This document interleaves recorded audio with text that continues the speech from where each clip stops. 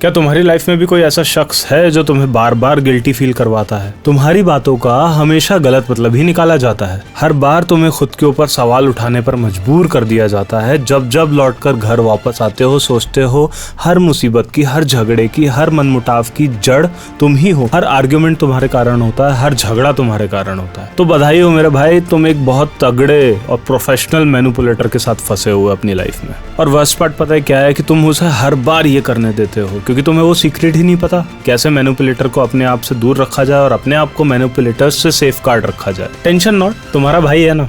No fighting, no drama, no confrontations. बस जो बता रहा हूँ उसे अप्लाई करो, वो बंदा तुम्हारी लाइफ से गायब और तुम्हारी लाइफ में शांति ही शांति। देखो सबसे पहली बात तो है stop giving them your emotions. Your emotions are food for the manipulator. ऐसे लोग क्या होते हैं ना, बड़े चालाक होते हैं। ये आपको हमेशा ऐसी सिचुएशन में डालेंगे जहां आपको एंग्जाइटी आ जाएगी, आपका मन भारी भारी सा होने लग जाएगा, आपके पेट में अकड़न सी होने लग जाएगी, आपके थॉट्स की क्लैरिटी चली जाएगी। अब उस सिचुएशन में क्या होगा, या तो आप गुस्सा हो जाओगे, या तो इमोशनल हो जाओगे, या सैड हो जाओगे, या कोई ना कोई रिएक्शन दे दोगे। और यही इमोशंस तुम्हारे चेहरे पर देख के इन मैनिपुलेटर्स का मॉरल बूस्ट होता है। देखो ऐसे समझो कि अगर तुम्हें कोई बार बार चिढ़ाता है, तुम्हारी कोई बुलिंग करता है, लेट से तुम्हें कोई चिढ़ाता है, तो अगर जब तक तुम चिढ़ोगे तो उसको चिढ़ाने में मजा आएगा। जिस दिन तुमने चिढ़ना बंद कर दिया, रिएक्शंस, इमोशंस देना बंद कर दिया उस पर्टिकुलर एक्शन के ऊपर, उस दिन वो तुम्हें चिढ़ाना बंद कर देगा क्योंकि अब उसे कोई थ्रिल ही नहीं मिल रहा तुम्हें चिढ़ाने में, तुम्हें गुस्सा दिलाने में। अब वो मजा नहीं आ रहा दोस्त। तो अगली बार तुम्हें कोई मैनिपुलेट करना चाहे ना इमोशनल ट्रिक्स से, तो अपने चेहरे पे बिल्कुल भी इमोशंस मत आने दो। बिल्कुल इमोशनलेस हो जाओ, बिल्कुल डेड बॉडी की तरह हो जाओ। हाँ, अंदर ही अंदर थोड़ा हर्ट होगे तुम, क्योंकि जाहिर सी बात है जो तुम्हें इंसान मैनिपुलेट कर रहा है कहीं ना कहीं तुम उससे हुक्ड हो लाइफ में, तो थोड़ा हर्ट तो होगे, लेकिन चेहरे पे दोस्त नहीं आने देना, इमोशन को चेहरे पे नहीं आने देना। कोई भी सिचुएशन होगी ना, 3 सेकंड के लिए रुकना, 1 2 3, चेहरे को रखना एकदम प्लेन और सिर्फ एक रिप्लाई देना, ओके। सिर्फ इतना रिप्लाई, ना गुस्सा, ना सैडनेस, ना कोई रिएक्शन, फिर देखना कमाल। अगला पॉइंट है never answer the trap question. Trap question होता क्या है? ट्रैप क्वेश्चन मतलब एक ऐसा सवाल जो इंटेंशनली आप पर फेंका जाता है जिससे कि आप ट्रिगर हुए। उसका कोई स्पेसिफिक आंसर नहीं होता, उसका कोई स्पेसिफिक रीजनिंग नहीं होती है, वो सिर्फ आप पर फेंका जाता है आपको टेस्ट करने के लिए, आपका ट्रिगर पॉइंट टेस्ट करने के लिए। फॉर एग्जाम्पल, आपसे कोई बार बार बोलता है कि यार तू बार बार गुस्सा हो जाता है, तू बार बार चिढ़ता है। अब तुम नहीं चिढ़ते हो तो तुम उसको जस्टिफाई करने के लिए यार ये बोलोगे ना कि यार मैं कहाँ चिढ़ता हूँ। जहां तुमने ये चीज बोली वहां पे तुम्हें धर लिया जाएगा, बोला जाएगा देख फिर से ऑफेंड हो रहा है, फिर से ट्रिगर हो रहा है देख। और उसके अपोजिट में अगर तुम थोड़ा चिड़चिड़े स्वभाव के हो, गुस्सैल हो भी तो, और तुम उसे समझाने की कोशिश करते हो कि तुम क्यों गुस्सा होते हो, तब भी वो उसे अदरवाइज ही लेगा। तुम्हारे पास कोई आंसर ही नहीं है, कोई सॉल्यूशन ही नहीं है इस सिचुएशन का। अब मैनिपुलेटर के पास एक अपर हैंड है, एज है, तुम्हें ट्रिक करके, तुम्हें मोल्ड करके अपना काम निकलवाने के लिए। इस सिचुएशन में करना क्या है? इस सिचुएशन में सिंपली या तो साइलेंट हो जाओ, आंसर ही मत दो उस ट्रैप क्वेश्चन का, और अगर तुम्हें कुछ आंसर देना भी है तो टॉपिक ही बदल दो। तुमसे कोई पूछता है कि यार तू इतना चिड़चिड़ा क्यों हो गया है आजकल, भाई चाय पी के आते हैं क्या, चल थोड़ा वॉक पे चलते, टॉपिक ही चेंज कर दो भाई। अब जब वो बार बार तुमसे ये चीज बोलेगा, तुम बार बार ऐसा काम करोगे, बार बार टॉपिक चेंज कर दोगे, तो उसको समझ आ जाएगा कि तुम वैभवसिंह.mp04 के सब्सक्राइबर हो और वहां उसकी दाल गल लेने वाली, और तुम्हारा पीछा वो अपने आप धीरे धीरे छोड़ देगा। तीसरा पॉइंट है बिकम अ ब्रोकन रिकॉर्ड। मतलब समझाता हूँ। देखो जब अक्सर मैनिपुलेटर्स को तुमसे काम निकलवाना होता है ना, और तुम रिफ्यूज करते हो किसी रीजन से, तब वो तुम्हें हमेशा पुश करते हैं। कैसे पुश करते हैं? अरे भाई नहीं है तू मेरा, भाई बस एक आखिरी बार कर दे यार मेरा ये काम, बस यार भाई नहीं है मेरा तू। हाँ, अब तुमने अगर उन्हें बोल दिया किसी रीजन से, तुम्हारे पास उस वक्त समय नहीं था, तुमने बोल दिया तुम्हारे पास टाइम नहीं है, उस सिचुएशन में तुम सेल्फिश हो जाओगे। तुम्हें बोला जाएगा कि तू कितना सेल्फिश हो गया भाई, आज बस दिखा दी तूने। अब एक ऐसी सिचुएशन लेते हैं जहां तुम प्रोबेबली रेस्ट कर रहे हो, तुम उसका काम नहीं कर पा रहे हो, तुम उससे मना करते हो, तो तुम्हें बोलेगा यार मेरा इतना इंपॉर्टेंट काम है यार, रेस्ट तो तू बाद में भी कर सकता है। अब क्या होगा धीरे धीरे, क्योंकि काम तुम्हें करना नहीं है, तुम्हें समझ तो आ रहा है कहीं ना कहीं की गड़बड़ है, ये चीज मुझे यूज किया जा रहा है, तुम्हारे अंदर चिड़चिड़ाहट तो आएगी, लेकिन अब तुम मुंह पे बोल नहीं सकते उसको, क्योंकि उसने तुम्हें कभी ऐसा वैलिड पॉइंट ही नहीं दिया कि तुम उसको मुंह पे बोलो, इसलिए तो वो एक मैनिपुलेटर है। या तो तुम चिढ़ जाओगे या तुम फोर्सफुली वो काम कर दोगे जो तुम करना नहीं चाहते थे, और फिर से फंस गए तुम उसी ट्रैप में। ऐसी ही सिचुएशन में बन जाना है तुम्हें एक ब्रोकन रिकॉर्ड, यानी कि हमारी आम भाषा में जो कहते हैं ना, कैसेट अटक गई।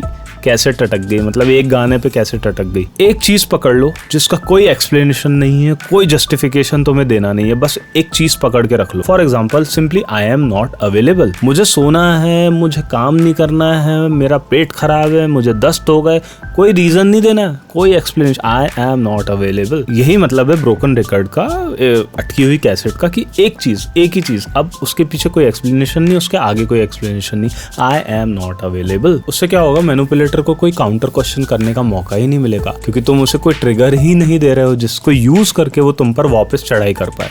बस ध्यान रहना चाहिए कि no explanations, no reasons, only one statement, and that too again and again and again and again, just like a broken record.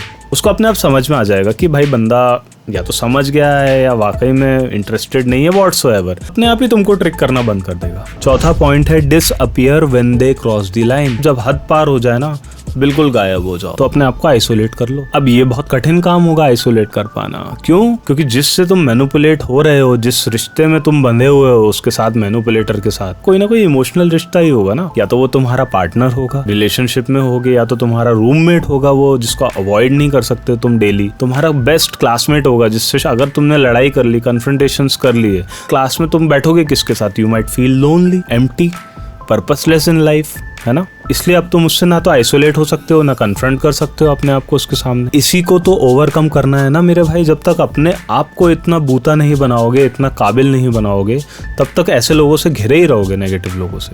बिल्कुल अनअवेलेबल हो जाना। पार्टी का प्लान बनाए, खेलने का प्लान बनाए, चाय का प्लान बनाए, सिगरेट का प्लान बनाए, कुछ भी प्लान बनाए, बिल्कुल unavailable. No explanations, no justification, not even sentences, no communications, just unavailable. अब देखो, अगर वो गलत इंसान होगा तो उसको अपने आप समझ में आ जाएगा, बंदा समझ गया, तुम्हारी लाइफ से वो खिसक लेगा।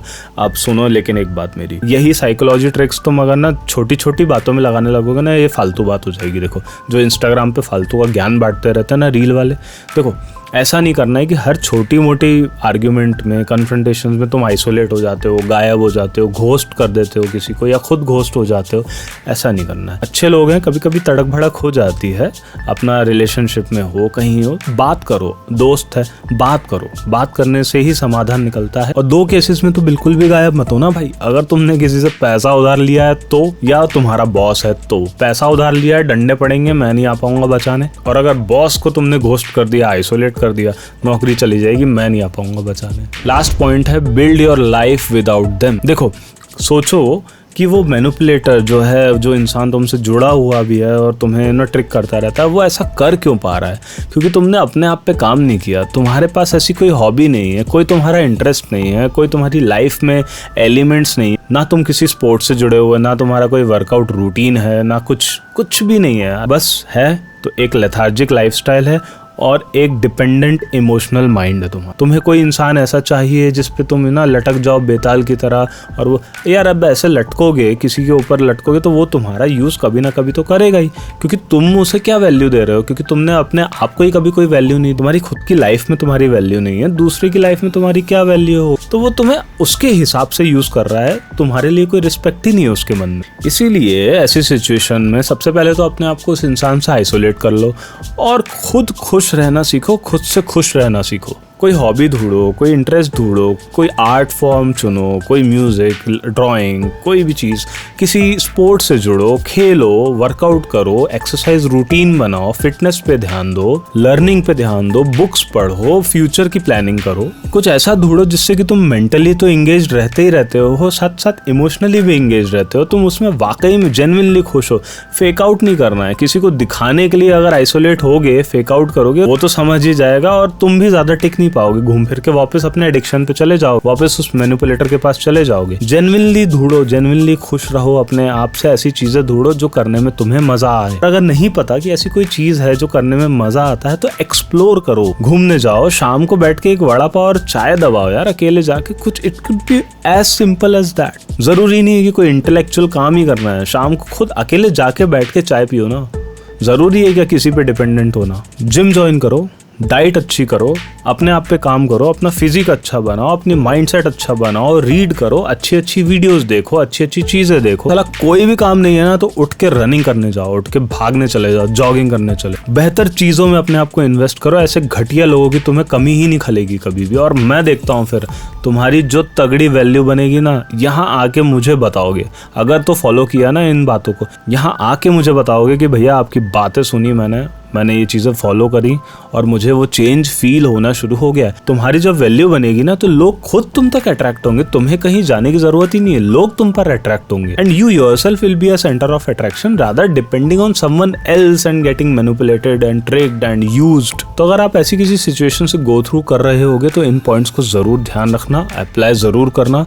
वीडियो अच्छी लगी हो तो लाइक जरूर कर देना। मिलता हूँ अगली वीडियो में फिर किसी नए टॉपिक के साथ। Till then take care and good bye.